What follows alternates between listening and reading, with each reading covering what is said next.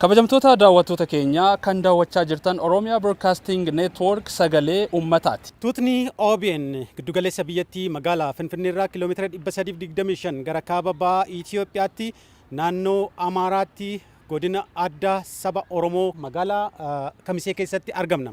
Egaa godinni addaa Oromoo naannoo Amaaraa keessatti argamu kuni aanaalee 5 fi bulchiinsa magaalaa 2 yoo qabu walumaa galatti aanaalee 7 irraa kan ijaaramedha. Egaa godinni addaa saba Oromoo Kamisee kun sosochii diinagdeetiin keessumaa horsiisaa looniitiin akkasumas daldalaan egaa qonnaan illee beekamtii guddaadha kan inni qabu. Egaa guyyaa har'aa kana magaalaa Kamisee keessatti argamna. Magaalaan Kamisee guyyaa har'aa gabaa guddaa qabdi. Gabaa kana keessatti maaltu akka gurguramuu fi maaltu akka bitamu sirna bittaa fi gurgurtaa magaalaa kana keessatti raawwatamu haala gabaabaadhaan isin biraan kan geenyu ta'a. Isin wajjin daawwannaa nu wajjin turtii akka gootan kabajaan isin affeerra.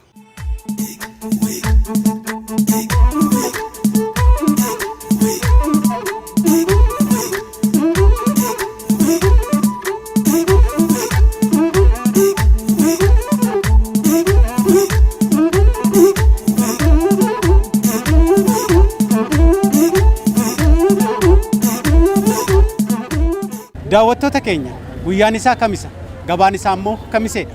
Seensa gabaa Kamisee irratti argamna.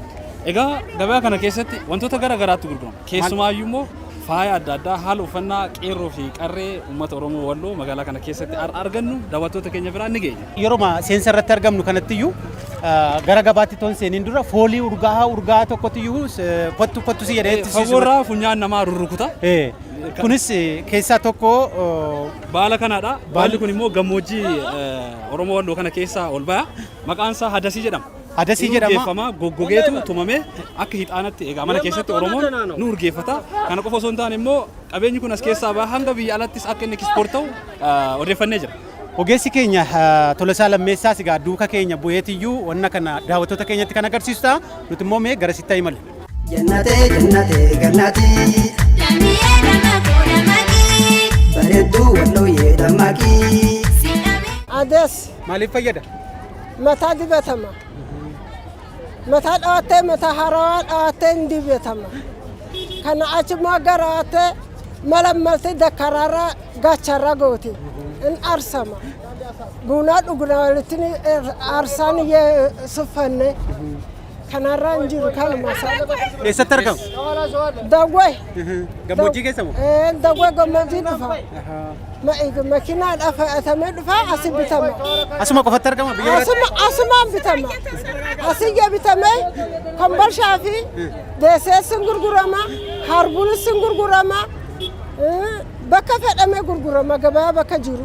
Gara biyya alatti yoo deema? In deema bakka fedhe. Barahaa deema bu'aa. Jibuutiin bu'aa.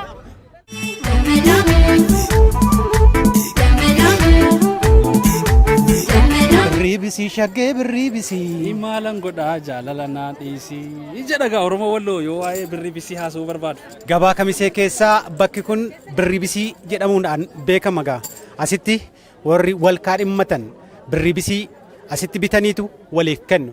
Mee namoonni gurguranii fi bitan naannoo kanatti immoo maal jedhu? Gara isaaniitti deebina.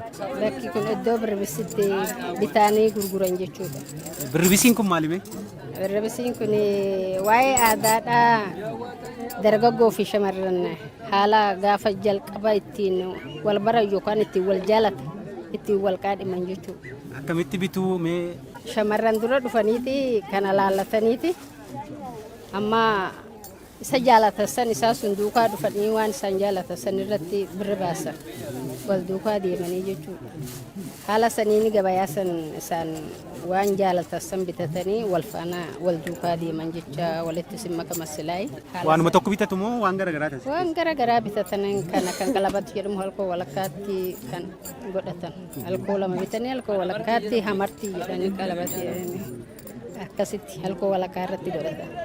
Kan gumee jedhamu immoo halkatti asitti gatamatanii gubee haala saniin bitataniiti deeman. Uumamaan badhaatee faayashii amartii dirattee mormashii qalbiitoo fudhattee faayashii. Mukki kun malawoo jedhama naannoo kanatti. Malawoon kun maal akka ta'ee fi gatii isaarraa kaanumee kan kee guddaadha mee gaafadhatti? Mukni kun gatiin isaa meeqamee malawoo jedhama jedhani? Shantan. Bir shantama. Ayye ati maaliif bittamee muka kana? Lakki ila ati himi ani daganyaadha ani hin beeku faayidaa ani faayidaa hin beeku ko ati dubbisi. Ila wanni kun nama faayidu. Odama kana kutuu biraan gahin boolliin tottoshan. Maragattaan tottoshatta kalleen jiru. Kana filexilet goote gallaba feetu koeteessa galama feetu koeteessa inni dhiqattaa saamunaa galaane namsi keena xadda'atta sihiis qoricha manichaayis in urgaa irsicha jaarsicha qabdu wajjinis immoo tasmaammaatee teessa bifa abii mul'atta daaraa fakkaatu jechuudha. Boolla toshattee maragattee amma falattee garaate sanii kiyyatee qaama ishiidhaa irra teesse qola isaatiin dhiqatti jechuudha. Fayyadamti itti kanaatti fayyadamti jechuudha. Jaalala fida. Jaalala dhagaa jaarsi ishii dhagaan ishii jaalata. Akka gaariitti ishii jaalata. Tottoshattee jaarsa qaama ishii dhidhiqattee qaama ishii tottolfattee jaarsa san akkasitti akka hammatee bulu akka qabatee ciisutti akkasitti. Hordoftoota keenya egaa uummanni Oromoo durirraa kaasee qabeenya isaa keessumaa itti fayyadama meeshaalee naannootiin kan beekamudha. Meeshaan kun mukaa fi gogaa irraa hojjetame nuti yoo laallu maaliif akka tajaajilu abbaa meeshaa kana hojjetetu gabaa irratti baasee gaafannaa. Oggoon addoon teessoo wayaa bututtuu mucaatti ulatama. Wayaan itti miicameetti ulatama. Kanuma faayidaan isaa.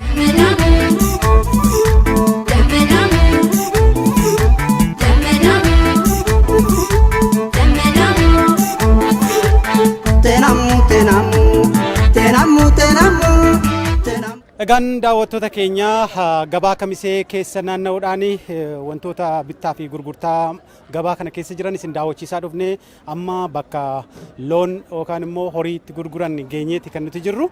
Gaalli gammoojjummaa yookaan immoo aduu yookaan ho'a dandamachuudhaan yeroo dheeraadhaaf osoo bishaan hin dhugin turuu danda'a. Akkasumas egaa gatiin isaa baay'ee jabaataadha. Gaalli asiin haga biyya ormaatti ekspoortii waan godhamu fakkaata. Haa ta'u garuu gatii isaa akka gaafannetti gaalli tokko qarshii 20 haga qarshii 30 hin baasa waan jedhu odeeffannee jirra. Mee kanuma uummata daawwattoota keenya biraan geenya jechuudha. Gaaliin kun akka gaala isaati. Kan 35 hamma 30 kan gurguramu jira. Gatis bu'ee immoo kan 16 jira kan 25 jira akkuma gaalachaati. Hayyee gaalli kun gatiin isaa baay'ee ol ka'ee akka beekutti maaliif tajaajila wanti gatiin isaa akka ol ka'eef maali? Gaala waan isaa wallaahi hin beekne egaa duraatee kanan turre guddaan isaa kuma 18 ture. Amma immoo baheera waan isaa gara gorus hin beeknu fe'aa guddeessin biyya keenyatti hin qalamuu jammareera sasittis.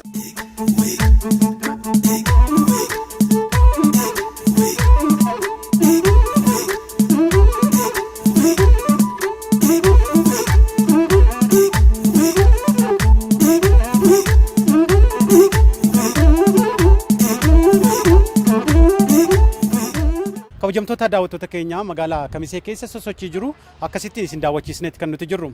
Egaa nutis hanga ammaatti nu wajjin turuu keessaniif daran isin galateeffannaa waan nu waliin turtaniif ulfaadha.